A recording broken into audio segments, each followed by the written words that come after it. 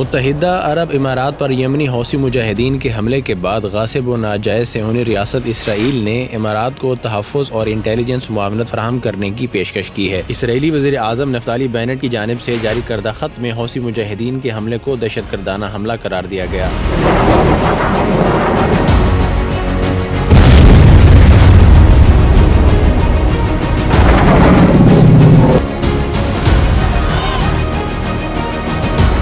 دوسری جانب پاکستان کے وزیر اعظم عمران خان نے بھی اسرائیلی وزیر اعظم سے ہم زبان و ہم خیال ہونے کا ثبوت دیتے ہوئے اس حملے کو دہشت گردانہ حملہ قرار دیا۔